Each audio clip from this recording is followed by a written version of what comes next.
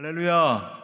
오늘도 하나님이 크신 은혜 주실 줄 믿습니다. 우리가 사모하고 기대하는 만큼 이렇게 영상을 통해 예배드리지만 이 비상한 상황이니까 어떡하겠어요. 하지만 우리가 갈급한 마음으로 하나님 앞에 나아가는 만큼 큰 은혜 주실 줄 믿습니다.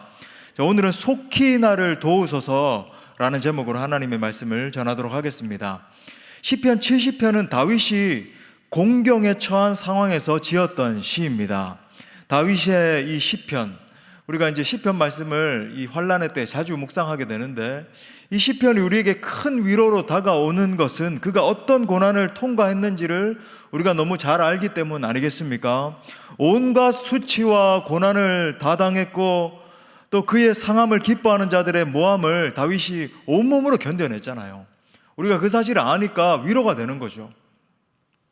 다윗은 긴급하고 어려운 상황에서 오늘 보니까 이렇게 고백하고 있네요. 1절에도 보니까 하나님이여 나를 건지소서, 여호와여 속히 나를 도우소서. 소위 너무나 다급한 마음에 여러분 SOS 아시죠? 하나님 앞에 막 손을 흔들면서 하나님 나를 좀 속히 건져주세요. 제가 지금 죽게 생겼습니다. SOS를 지금 치고 있는 겁니다. 정말 우리의 삶 가운데서도 마치 생명이 오락가락하는 것 같은 숨막히는 그런 순간이 있습니다. 하나님 빨리 제 상황 가운데 개입하시지 않으면 저 이제 죽어요. 하나님 빨리 도와주세요 라고 기도하게 되는 그런 순간이 있잖아요. 문제는 우리의 상황은 너무나 다급한데 곧 숨통이 끊어질 것 같은데 도무지 하나님의 역사는 일어나지 않고 하나님은 너무나 느긋하게 보일 때가 많다라고 하는 거죠. 우리 너무나 급한데 하나님은 너무 느긋하신 것 같은 거예요. 우리가 급한 마음에 하나님 빨리 도와주세요 그렇게 기도를 하는데 하나님은 기다려라 이렇게 말씀하실 때가 많다는 겁니다. 그러면서 견딤과 인내를 요구하시는 거예요. 지금 인류와 교회들이 만난 상황이 딱 그런 상황인 것 같습니다. 우리 입장에서는 너무나 긴급한데 지금 하루에도 뭐 수십만 명, 수백만 명이 계속 이렇게 죽어나가는 그런 상황인데 400만 명이 넘었나요 벌써? 근데 하나님은 이렇게 보니까 더 기다려라 말씀하시는 것 같은 거예요. 하나님 대체 언제까지 더 기다려야 됩니까? 참 여러분 기억하시겠지만 작년에 우리가 이 팬데믹이 터지고 한 달, 두 달 갈 때 그때 너무 힘들었잖아요. 기억하십니까? 제가 주일날 예배 드릴 때 우리가 예배 잠시 이렇게 회복이 됐을 때 제가 브라질에서 예배 드리고 있는 성도들 그 모습, 교회에 이제 팬데믹 때문에 이제 금지 명령이 내려져서 교회에 둘러진치고 성도들이 막 손들면서 울면서 그렇게 찬양하는 모습 기억나시죠? 그거 본 게 엊그제 같아요. 수많은 그 이후에도 산을 넘고 그죠? 너무너무 이렇게 견뎌왔는데 아직도 이렇게 끝날 기미가 없고 뭐 계속 델타 변이다, 델타 플러스 변이가 또 나왔다, 또 다른 변이가 또 나올 것이다, 이 뭐 코로나 바이러스를 이겨내도 더한 것이 올 수도 있다. 야, 참 우리 인류가 대체 어딜 향해 가고 있는지 더 기다리거라, 더 기다리거라 이렇게 말씀하시는 것 같은 거예요. 우리 입장에서는 하루속히 우리의 기도가 응답이 돼서 이 상황이 해결되길 바라고 있는데 하나님은 기다리고 또 기다리게 만드시는 겁니다. 자, 이 같은 고통의 상황이 지속됨 속에서 과연 하나님은 우리에게 무엇을 원하시는지 말씀에 우리가 귀를 기울여 보고자 합니다.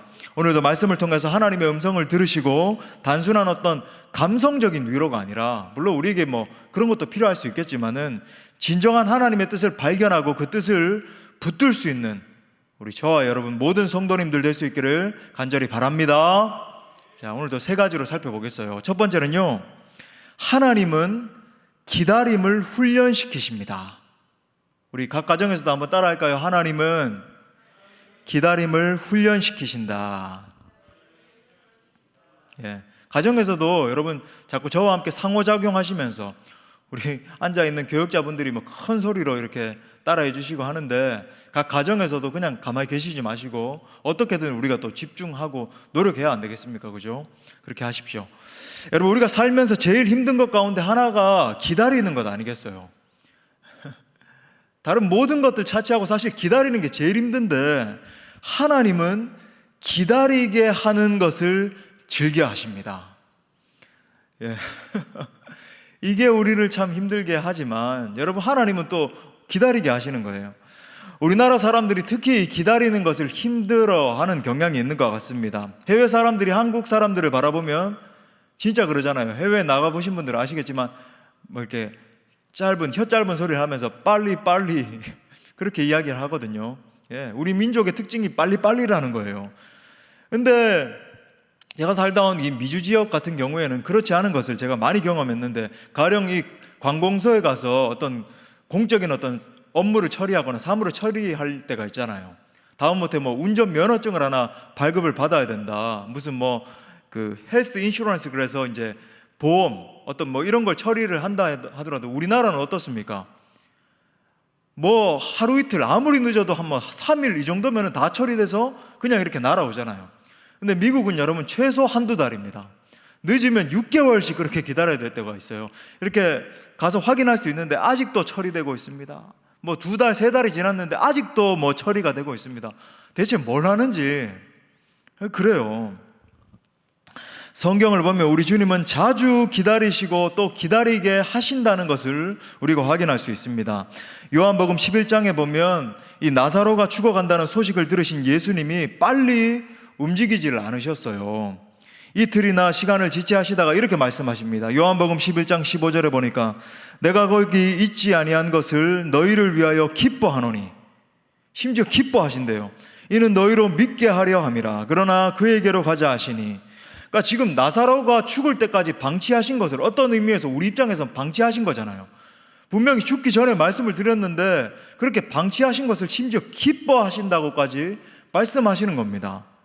그러다가 주님이 도착하셨을 때는 이미 나사로가 죽은 지 나흘이나 얼마나 시간이 지났으면 부패할 정도로 그런 시간이었잖아요. 물론 뭐 우리는 결과적으로 이 이후에 엄청난 부활의 역사가 일어났다는 것을 다 알고 있지만은 기다리고 있는 현재의 이 가족의 입장에서는 진짜 죽음의 시간 아니겠습니까? 죽을 것 같은 그런 시간 아니었겠어요?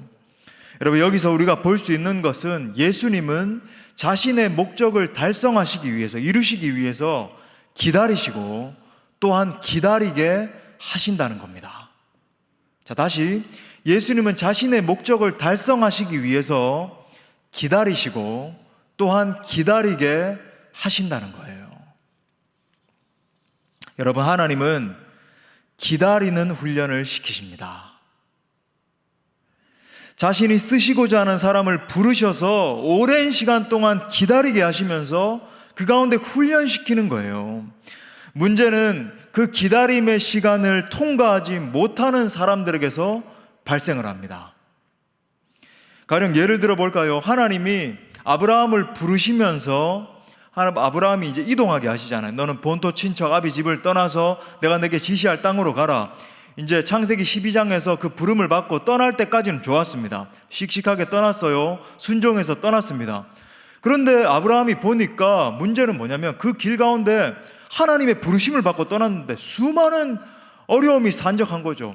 실제 죽음의 위협을 느끼면서 자기 아내 사례를 갖다가 내 누이라고 2번이나 팔면서 속이면서 찌질한 남편의 모습을 보이면서 그렇게도 걸어가고 수많은 위협을 당면하게 되고, 심지어 이제 너의 태를 통해서 약속의 아들이 태어나게 될 것이다 받았는데 얼마나 세월이 지나도 그 약속이 이루어지지 않는 거예요.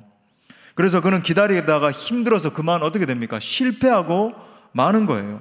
기다리질 못하고 하나님이 약속하신 이 사라의 태가 아니라 하갈을 통해서 이스마엘을 낳게 되죠.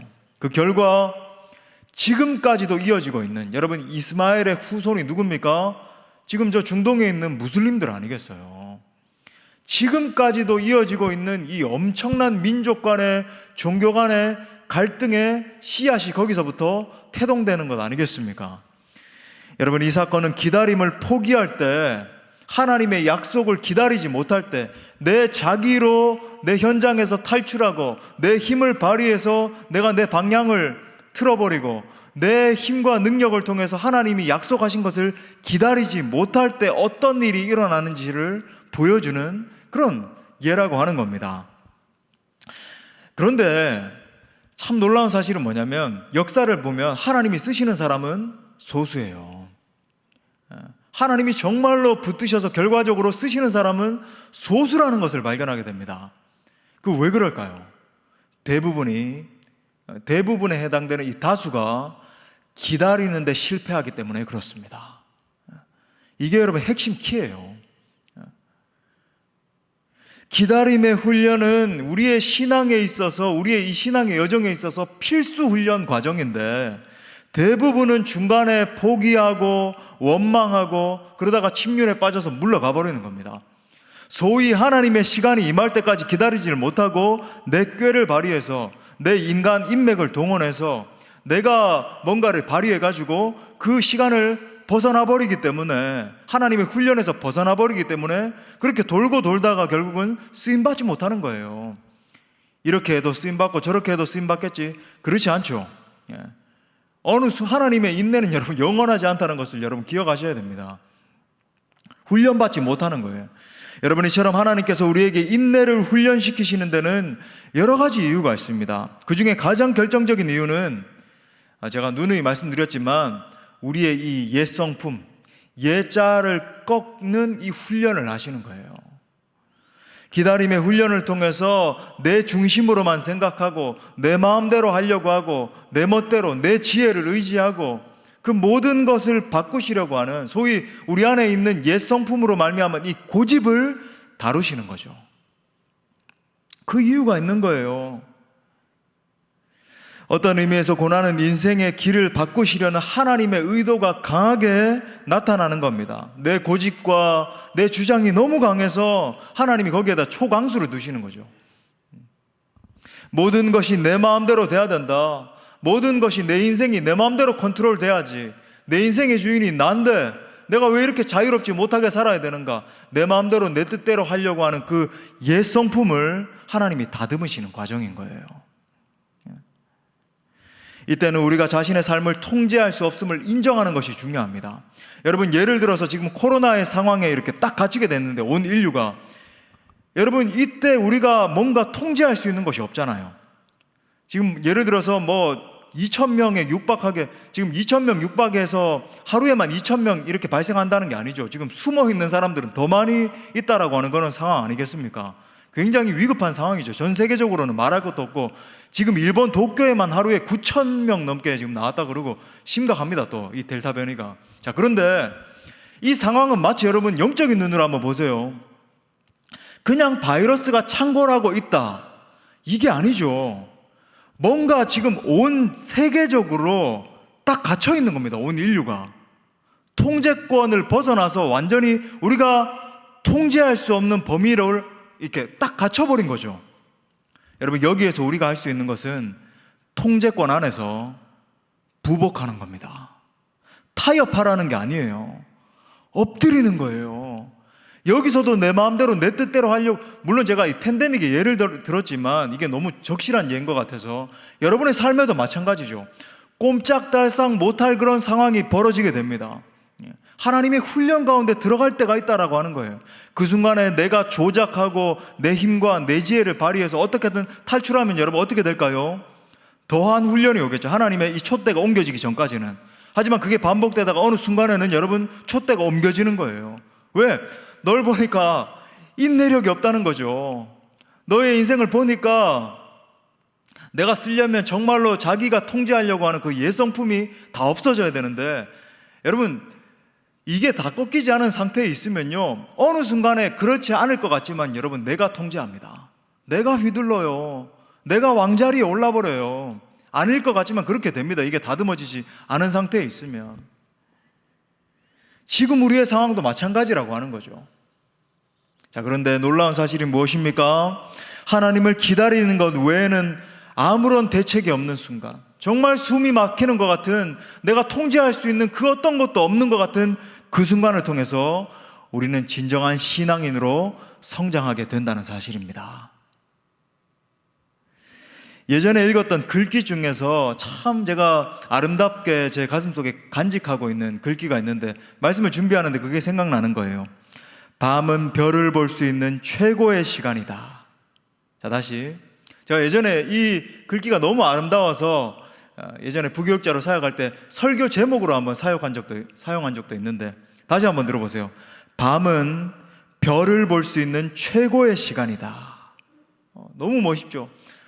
캄캄한 밤, 정말 칠흑같이 어두운 깊은 밤은요, 그 밤이 이 별을 관찰할 수 있는, 밤하늘에 이렇게 빛나고 있는 별을 관찰할 수 있는 제일 좋은 시간이라고 하는 사실이에요. 마찬가지입니다.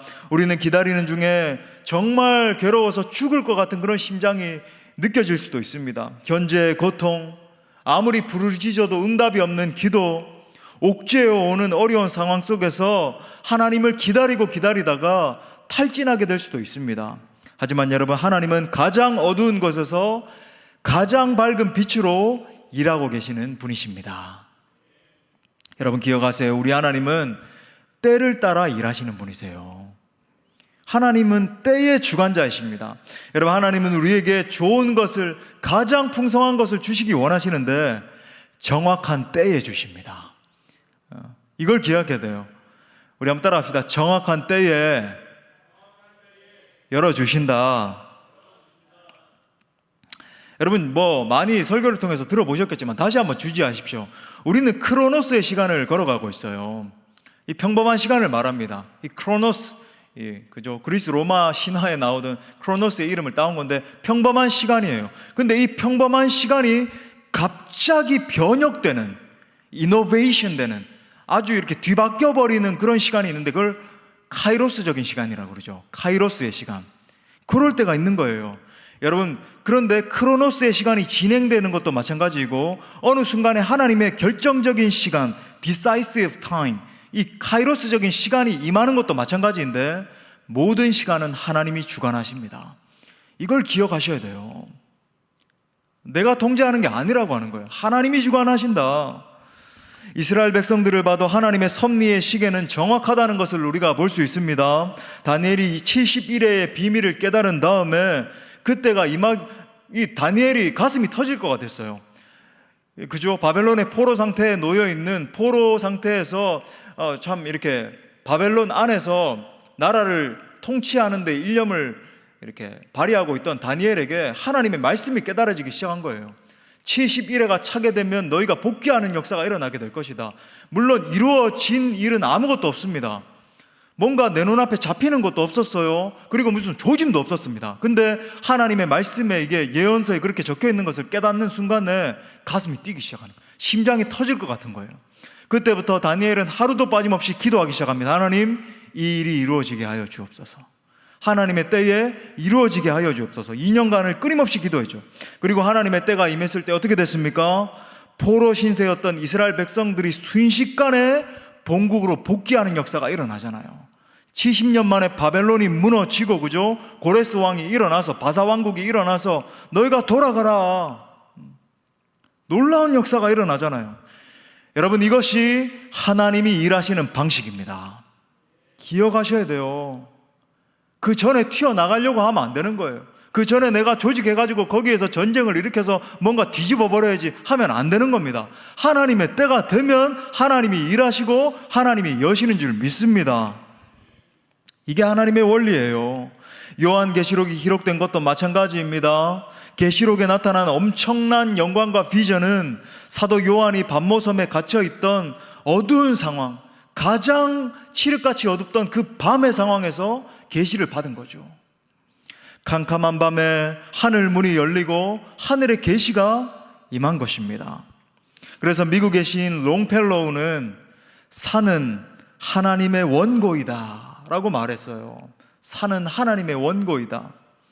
세상 사람들은 어려움의 상황에서 산 같은 상황만 바라보지만 하나님의 백성은 산을 만드신 하나님을 바라보는 겁니다. 믿음 없는 자들은 풍랑이 일 때 파도를 바라보지만 믿음의 사람은 파도를 일으키신 전능자를 바라보는 거예요. 문제를 바라보는 것이 아니라 문제 너머에 계신 하나님을 바라보는 겁니다. 그러므로 환난의 때를 지나는 동안 문제 너머에 계시는 하나님을 바라볼 수 있기를 바랍니다. 그 하나님을 기다리고 그 하나님을 만날 수 있기를 바라요. 인내로서. 하나님은 하나님을 기다리는 자들을 실망시키지 않으시고 반드시 그분의 때에 그분의 역사를 보게 하실 것입니다. 자, 큰 두 번째로 부르짖어 기도해야 됩니다. 또 한번 따라합시다. 부르짖어 기도하라. 여러분, 이스라엘 백성들은 전통적으로 시편의 말씀을 통해서 기도를 배웁니다. 지금 현재 있는 유대인들도 마찬가지이고, 당시의 성경이 이제 물론 구전되던 시대이지만 구전을 통해서도 시편 말씀을 통해서 이렇게 기도를 배웠어요. 종종 제가 언급을 드리지만 여러분, 이 시편 말씀을 통해서 시편 말씀을 같이 읽으면서 기도하는 것 굉장히 좋은 훈련입니다. 지금 이때도 여러분 적용시켜서 해보실 수 있길 바라요. 참 이렇게 영상을 통해서 보다 보니까 우리 성도님들 이렇게 전화를 통해서 뭐라고 말씀하시냐면, 목사님이 이렇게 말씀하셔서 제가 이렇게 하고 있습니다. 목사님이 이렇게 말씀하셔서 이렇게 하고 있습니다.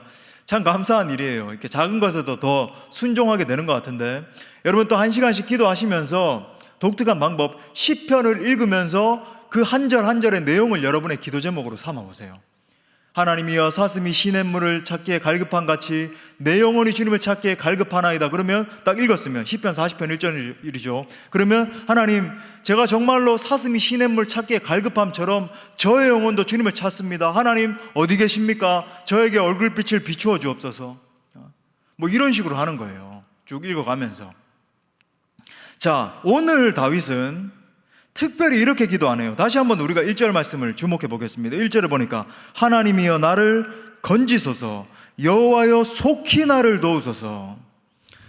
자, 이 내용을 한번 음미해 보세요. 여호와여 속히 나를 도우소서. 자, 일반적으로 기도라고 하는 것은 우리가 배울 때 어떻게 배웁니까? 하나님을 먼저 찬양하고 경배하고, 그 다음에는 회개 기도를 하고, 그 다음에는 감사하고, 제일 마지막에 제일 끄트머리에 이제 간구해라, 이렇게 이제 보통 배우잖아요. 그죠? 자, 그런데 오늘 다윗은 초두부터 하나님이여 나를 건져주세요, 속히 나를 제발 좀 건져주세요 라고 하는 간구로 시작하고 있음을 보게 됩니다. 이것이 무엇을 말하는가? 가장 원초적인 기도는 간구에서부터 출발한다는 것을 보여주는 겁니다. 자, 우리는 종종 자신의 문제를 놓고 기도하는 것을요, 이 부정적으로 인식하는 그런 경향이 있습니다. 그렇게 또 가르치는 분들도 이렇게 종종 보게 되는데, 하지만 여러분, 자신의 문제를 놓고 기도하는 것은 여러분 거기에 대해서 어려워할 필요가 없는 게 뭐냐면, 어쩌면 당연한 일이고, 여러분 그것은 더 나아가서 합당한 일입니다. 합당해요. 우리가 금요 집회 때마다 중간에 꼭 자기 자신의 문제를 놓고 기도하는 시간을 가진다는 걸 여러분 참석하시는 분들 다 알고 계시죠? 제가 반드시 그런 시간 하잖아요. 그죠? 왜 그럴까요? 필연적인 것이기 때문에 그런 거예요. 여러분, 내 안에 있는 이렇게 산더미 같은 문제가 있는데 그걸 놓고 기도하지 않는다라고 하는 것, 여러분 그건 정상이 아니죠. 이거 물론 그 말씀을 예로 듭니다. 먼저 그의 나라와 그의 의를 구하라. 그건 사실 기도할 때 적용해야 되는 게 아니라고 하는 거예요. 물론 중보기도 할 때 그렇게 중보기도를 먼저 하십시오, 그런 인용구로 이렇게 언급을 할 때도 있습니다만, 여러분 사실 그런 의미가 아니라 하나님 나라를 먼저 추구하라는 거지. 여러분, 물론 또 이걸 갖다가 제가 이렇게 말씀드린다고 해서 하나님을 찬양한다든지 경배하는 그런 기도를 하지 말라는 게 아니죠. 여기서 강조점이 뭐냐면, 절박한 간구는 우리의 기도의 기반이 된다는 것입니다. 여러분, 하나님은 우리가 자신의 필요와 연약함을 통해서 하나님의 얼굴을 간절히 찾기를 원하세요. 하나님이여, 하나님이여, 정말 나를 속히 도와주옵소서. 다윗처럼 간구하기를 원하는 거예요. 그리고 이렇게 이제 인식을 하고 난 다음에 그 간구의 내용을 보니까 뭐라고 지금 부르짖고 있습니까? 하나님이여, 1절에 보니까 속히 내게 임하소서. 또 5절 중반에 보니까 이렇게 말하네요. 여호와여 속히 내게 임하소서. 여호와여 지체하지 마옵소서. 지금 다윗이 계속해서 속히 아니면은 지체하지 마소서 이런 표현을 쓰고 있다는 것을 여러분 보시게 되죠. 아주 긴박한 상황에 빠져서 고통스러운 그런 상황에 있는 사람이 부르짖는 그런 내용 아니겠습니까? 속히 빨리 좀 이런 내용 아니겠어요? 문제가 빨리 해결되고 고통이 하루속히 빨리 해결되길 바라는 마음입니다. 이 초대교회 성도들이 쓴 문헌들을 이렇게 보게 되면 그들의 글의 마지막에 공통적으로 나오는 표현이 있는데, 그건 뭐냐면 마라나타입니다. 마라나타. 대표적인 예가 요한계시록 22장 20절이죠. 자, 초대교회 성도들이 쓴 문헌의 대표적 예는 초대교회 성도들이 쓴 신약 성경 아니겠습니까? 그죠? 자, 계시록 20장, 계시록이 다 끝나는 한번 보십시오. 이렇게 말합니다. 이것들을 증언하신 이가 이르시되 내가 진실로 속히 오리라 하시거늘. 자, 마지막으로 읽겠습니다. 시작. 아멘. 주 예수여 오시옵소서. 아멘. 주 예수여 오시옵소서. 이것이 바로 마라나타입니다. 마라나타이죠. 여러분, 이와 대조적으로 요즘 우리의 신앙을 보면 정말 이 속히 오시옵소서, 속히 하나님의 임재가 회복되길 원합니다. 속히 예수 그리스도를 보기 원합니다. 이런 기도를 참 듣기 힘든 시대가 된 것 같아요. 오히려 주님이 속히 오시는 것을 원하지 않는 것 같아요. 주님, 왜 벌써 오시려고 하세요? 제가 이제 좀 기반 잡고 살려고 하는데 좀 나중에 좀 오십시오. 이렇게 말하는 성도님들이 계시는 것 같아요. 하지만 여러분, 초대교회 그리스도인들은 이 글을 쓰고 나서 반드시 마라나타 하면서 맺었습니다. 아멘. 주 예수여 오시옵소서. 이들이 얼마나 간절하고 애타는 심정으로 주님을 갈망했는지 볼 수 있는 대목이죠. 예수님 오시옵소서. 다시 오시옵소서. 여러분, 그런데 제가 이걸 왜 말씀드리는가? 이 속에 구약과 신약을 아우르는 신앙의 본질이 들어있음을 우리가 볼 수 있습니다. 여러분, 구약 시대에는 임마누엘 하시는 메시아를 기다렸어요. 메시아, 구원자. 그죠? 임마누엘, 하나님이 우리와 함께 하신다. 초월적인 하나님이 우리 가운데 내재하신다. 그분이 바로 메시아신데 우리가 그 메시아를 갈망합니다. 이걸 갖다가 조금 유식한 용어로 메시아 대망사상이라 그래요. 구약 성도들은요, 어떻게 해서든지 이 메시아가 오셔서 우리 같은 이 끔찍한 형편에 놓여 있는 우리를 구원해 내시고 신원해 주시기를 갈망하는 그런 어떤 갈급한 신앙이 그들 가운데 있었습니다. 메시아 대망사상이에요. 그것이 여러분 신약 시대에는 무엇으로 바뀐 줄 아십니까? 마라나타의 신앙으로 바뀐 거예요. 거대한 신학 사상입니다. 메시아 대망사상이 여러분 마라나타의 신앙으로 바뀐 거예요. 초림하신 예수 그리스도께서 다시 오셔서 세컨드 커밍, 다시 오셔서 우리를 고통에서 신원해 주실 것을 기다리는 신앙이에요. 진정한 구원자이신 예수 그리스도께서 다시 오시기를 기다리는 믿음이죠. 여러분, 이것이 기독교 신앙의 핵심입니다. 저와 여러분이 붙들고 있는 기독교 신앙의 핵심이 바로 이거예요. 예수 그리스도를 기다리는 것이 기독교의 핵심입니다. 마라나타, 즉 그분께서 다시 오셔서 우리를 영원히 구원해 주시기를 기다리는 것이 우리 믿음의 핵심이라고요. 고난받고 어려움 가운데 있는 성도들의 궁극적인 위로는 무엇으로부터 오는가? 당장 여러분 상황이 종료되고 문제가 해결되고 이 바이러스가 떠나가는 것으로부터 오는가? 여러분, 그것이 아니라고 하는 거예요. 당장 여러분 이 상황이 끝난다 할지라도 여러분 이 역사에 진행되는 상황 가운데서 더 큰 어려움도 닥칠 수 있다라고 하는 것이 여러분 우리가 인간 역사를 통해서 관찰할 수 있는 우리의 한계 아닙니까? 그렇다면 여러분, 무엇이 우리의 궁극적인 위로일까요? 마라나타입니다. 주 예수 그리스도께서 다시 오시는 거예요. 주 예수님께서 저 하늘로부터 속히 다시 강림하셔서 우리를 모든 죄와 사망과 그 결과로부터 영원히 해방시켜 주시는 것이 우리의 궁극적인 소망입니다. 구원의 완성이에요. 그 모든 것이 이루어지는 곳이 바로 계시록에 나오는 새하늘과 새 땅이죠. 여러분, 그 나라를 사모하십니까? 그 나라를 기대하십니까? 여러분, 이것이 우리의 믿음의 핵심이라고 하는 거예요. 이걸 잃어버린 성도가 있다라고 한다면 여러분 본질을 놓친 것입니다. 우리가 진짜 무엇을 회복해야 되는가? 우리가 진짜 무엇을 바라봐야 되는가? 메사이아, 다시 오실 그 놀라우신 주님 예수 그리스도를 소망하는 거죠. 시편의 기자들은 우리에게 그것을 위해서 부르짖으라고 말해주고 있는 겁니다. 구약의 선지자들은 초림하실 예수 그리스도를 위해서 부르짖으라고 말하고 있어요. 신약의 사도들은 재림하실 예수 그리스도를 바라보면서 부르짖으라고 말하고 있습니다. 여러분, 우리가 팬데믹의 상황에서 무엇 때문에 궁극적으로 목마른지 아십니까? 그 목마름의 궁극적인 이유는 다시 오실 예수 그리스도이십니다. 왜요?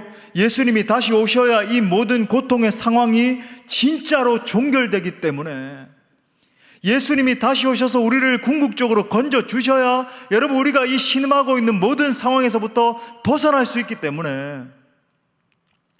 그렇다면 목사님, 지금 예수님이 언제 오실지도 모르고 우리는 이렇게까지 고통을 당하고 있는데 계속 다시 오실 주님만 목 빠지게 기다려야 됩니까? 지금 제가 그런 말씀 드리는 게 아니에요. 물론 주님이 다시 오실 것을 위해서 기도하고 그날을 앞당기기 위해서 전 세계와 열방 가운데 나가서 목숨을 걸고 선교해야 됩니다. 자, 제가 강조하고 싶은 것은 다시 오실 그 주님을 바라보면서 기도하는 것이 이 모든 환난을 이겨내게 하는 영적인 동력이 돼야 된다는 거예요.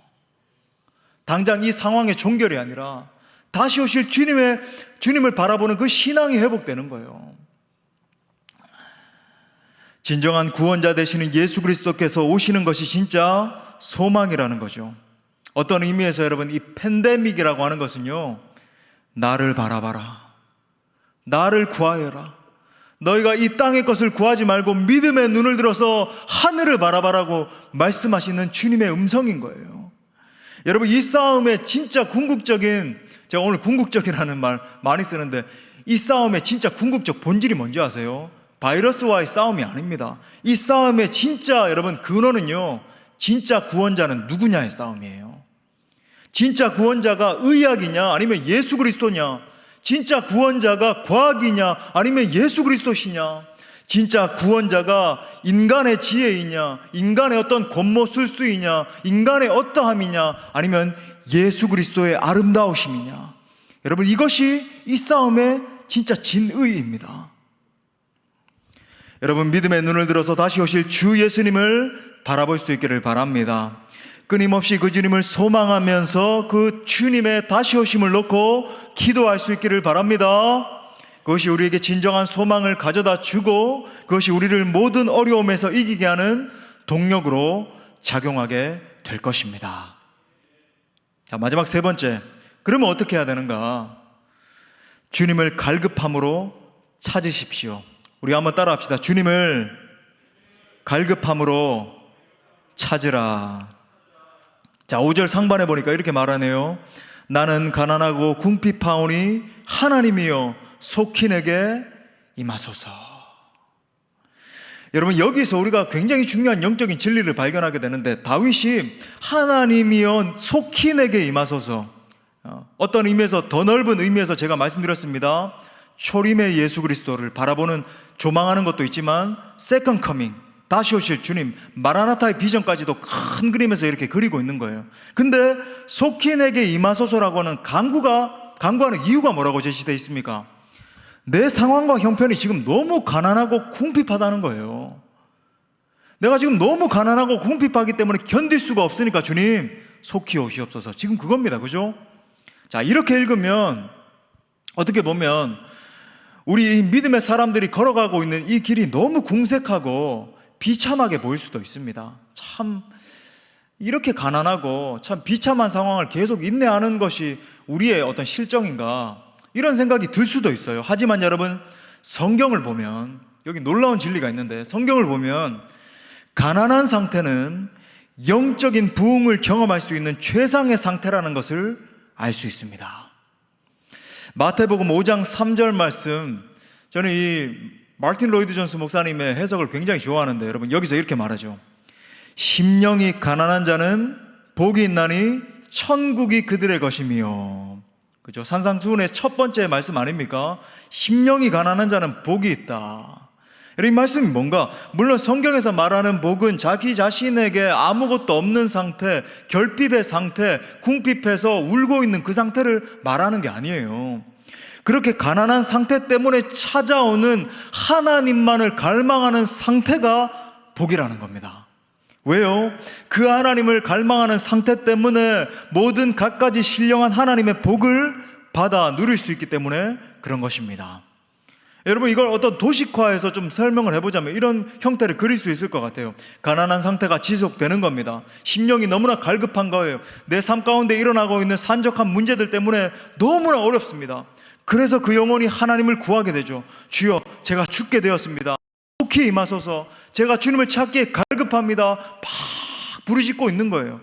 그 일을 통해서 이 사람에게, 아니면 이 공동체에게, 이 나라에게 영적 부흥이 임하기 시작하는 거예요. 하나님만이 주실 수 있는, 우리 인간이 꾸며낼 수 없는 영적인 대부흥이 임하기 시작하는 겁니다. 성령이 감탄하는 거죠. 마른 땅 가운데 생수가 내려오기 시작하는 겁니다. 그래서 쫙쫙 갈라져 있는 저 기근의 땅 가운데, 말라있는 저 무덤과 같은 상황 가운데 생명의 역사가 일어나고, 나무들이 자라나는 역사가 일어나고, 그 나무들의 새들이 깃들고 수많은 사람들이 먹고 마시는 역사, 엄청난 영적인 부흥의 역사가 나타나게 되는 거죠. 기독교 사상가 C.S. 루이스는 이렇게 말했습니다. 우리의 최상의 소유는 결핍이다. 자, 다시, 우리의 최상의 소유는 결핍이다. 결핍이다. 여러분, 이것은 어쩌면 세상적인 사고방식으로는 이해할 수 없는 말일 수도 있습니다. 하지만 여러분, 믿음의 시각에서 보면 이것은 정답 중에 정답임을 알 수 있어요. 세상적으로 결핍을 경험할 때, 이 상황들을 바라보면서 눈물이 쏟아질 때, 도무지 내 힘으로는 아무것도 할 수 없을 것 같은 그때에, 너무나 춥고 목마른 바로 그 순간에 하늘의 영광만을 갈망하는 마음이 깊어지게 되는 거죠. 반대로 세상의 것으로 배가 부르고 세상의 것으로 만족하고 있고 이제는 다 끝났다, 이제는 됐다 싶을 바로 그 순간에 있다라고 한다면, 여러분, 그 마음 가운데는 하나님을 갈망하는 마음이 일어날 수 없는 겁니다. 우리는 이스라엘 백성들의 예를 보면서 우리의 경계를 삼아야 돼요. 가나안 땅에 들어간 이스라엘 백성들은 그 땅의 문명과 그것들이 보장해주는 달콤함에 취해가지고 우상을 숭배하고 여호와 하나님을 저버림으로 말미암아 그때부터 어떤 일이 일어났습니까? 사사기가 시작되는 거예요. 그때에 그 땅 가운데 하나님을 섬기는 믿음이 다 사라지고 사람들이 각기 소견에 옳은 대로 행함을 통해서 영적 폐역의 시대, 암흑의 시대가 시작되는 겁니다. 여러분, 누누이 말씀드리지만 팬데믹 시대는 어쩌면 하나님께서 우리에게 주신 영적 회복의 기회입니다. 이 시간을 통과하면서 우리 속에 하나님을 갈망하는 마음을 가로막고 있는 것이 있다고 한다면 다 드러내야 됩니다. 하나님이 허락하신 선물 때문에 하나님을 놓치는 우를 범해서는 안 되는 거예요. 하나님이 내 인생 가운데 허락해 주신 이 축복들을 바라보면서 그냥 거기서 만족하고 영적인 갈망함이 떨어지는 그 엄청난 우를 범해서는 안 된다라고 하는 겁니다. 하나님에 대한 절박함, 하나님에 대한 간절함, 그 하나님의 얼굴을 구하는 굶주림을 놓치면 여러분, 신앙생활은 위험한 지경에 빠질 수 있음을 기억하십시오. 우리 시대의 이 문화 자체가 여러분 보시면 하나님을 간절하게 찾지 않는 그런 문화 아닙니까? 물론 이 시대를 바라보면 이 세대 자체가 하나님을 섬기지 않는 것은 안 합니다. 근데 문제는 뭐냐면 하나님에 대한 갈망함이 사라진 거죠. 하나님도 섬기고 세상도 섬기는 거예요. 하나님을 섬기는 문화가 있습니다. 그런데 세상도 같이 섬기는 문화가 공존하고 있죠.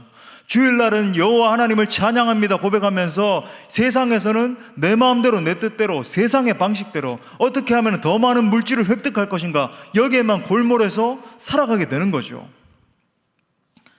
자기의 목적대로 살아가는.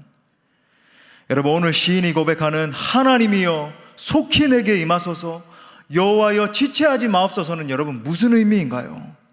하나님, 저는 하나님 없이는 단 한순간도 살 수 없습니다라고 하는 고백이에요. 하나님, 저는 하나님의 얼굴이 없으면, 하나님이 제게 얼굴빛을 비추어 주시지 않으면 단 한순간도 숨을 쉴 수 없습니다라고 하는 고백이에요. 하나님, 주님을 더 알기를 원합니다. 지금 내 상황 가운데 필요한 것은 내 상황이 당장 해결되는 것이 아니에요. 내가 이 구덩이에서 탈출하는 것이 아닙니다. 저는 주님을 더 알기를 원합니다 라고 하는 고백이에요. 하나님이 우리에게 진정으로 원하시는 것은 여러분, 이 마음이 회복되는 것입니다. 결핍이 채움으로 뒤바뀌는 은혜가 임해야 되는 거죠. 그러므로 이 갈망, 이 고백이 간절히 소원하는 것은 여러분의 중심으로부터 회복될 수 있기를 바랍니다. 그것이 우리의 진정한 소망이고 그것이 이 세대의, 이 패역한 세대의 유일한 희망인 줄 믿습니다. 말씀의 결론을 맺겠습니다. 사랑하는 여러분, 하나님은 이 시간을 통해서 여러분이 다시 하나님을 만나기를 원하십니다. 아무것도 없는 자처럼 하나님만을 구할 때 하나님은 우리를 실망시키지 않으십니다. 반드시 응답하시고 반드시 보답해 주십니다. 오늘 4절의 고백처럼 주를 찾는 모든 자에게 주로 말미암아 기뻐하고 즐거워하게 하시는 하나님이신 거예요. 이 어려운 시간을 통과하고 있는 사랑하는 모든 지체들 다시 한번 축복합니다. 여러분 안에 하나님을 갈망하는 영성이 죽어있다라고 한다면 다시 회복시켜 주시기를 바랍니다. 우리 모두가 간절히 기도하며 나아갈 때에 하나님의 때에 하늘의 하나님께서 반드시 임하실 줄 믿습니다. 우리 그 좋으신 하나님께 영광의 박수 올려드리겠습니다. 우리 함께 뜨겁게 찬양하고 기도하며 나가겠습니다.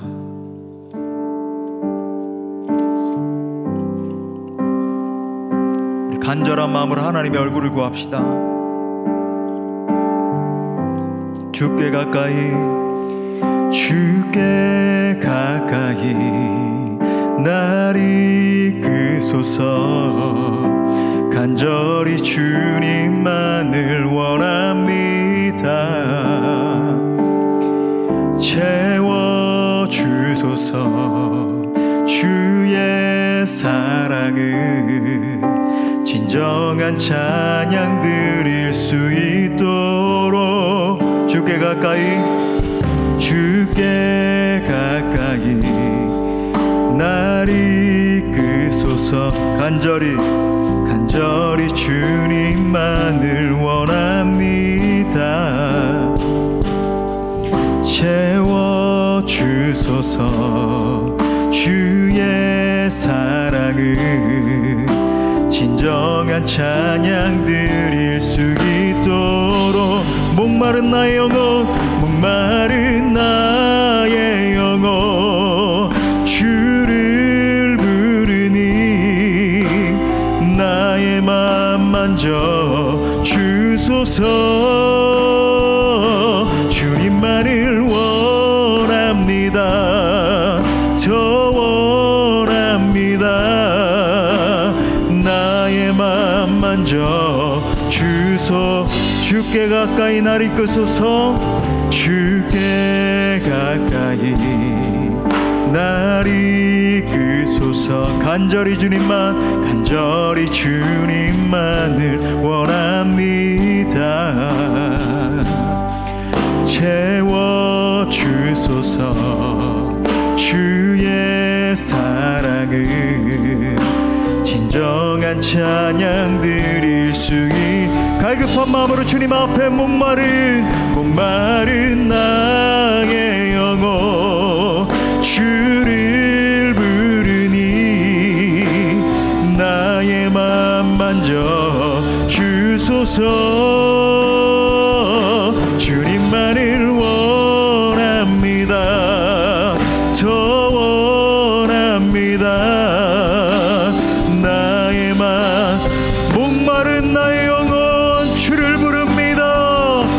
목마른 나의 영혼 주를 부르니 나의 맘 만져 주소서. 주님만을 원합니다. 더 원합니다. 나의 맘 만져 주님여 이 손을 꼭 잡고 주님여 이 손을 꼭 잡고 가소서. 약하고 피곤한 이 몸을 폭풍우 흑암 속에 치사 빛으로 손잡고 날 인도하소서. 인생이 힘들고 고난이 겹칠 때 주님여 도와주세요. 날 도와 주소서. 우리 다윗처럼 오른손 높이 들고 외치는 이 소리 귀 기울여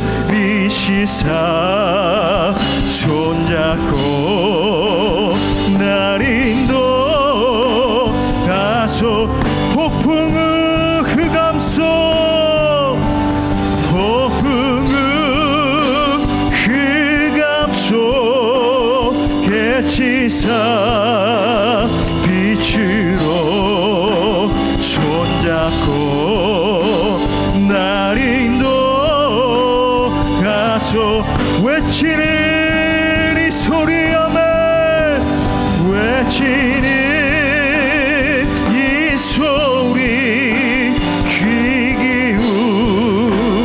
기울이시사 손잡고 날 인도하소서. 여러분, 이 시간 우리 말씀 붙들고 함께 기도할 때 하나님, 이 시간 갈급한 마음으로 주님 앞에 다시 서기를 원합니다. 저의 마음속에 마라나타 주 예수님을 갈망하는 마음을 회복시켜 주옵소서. 당장 이 상황에서 벗어나는 것이 중요한 것이 아니라 궁극적으로 제 속에 주님을 갈망하는 신앙을 회복케 하여 주시옵소서. 주님 없이 살 수 없습니다. 주의 얼굴을 찾기를 원합니다. 주님이여 내게 다시 임하여 주옵소서. 우리 간절히 주님 찾습니다. 주여 주여 주여. 하나님 하나님, 다시 주의 얼굴을 구하며 나아갑니다. 폭풍 속에 계신 주님,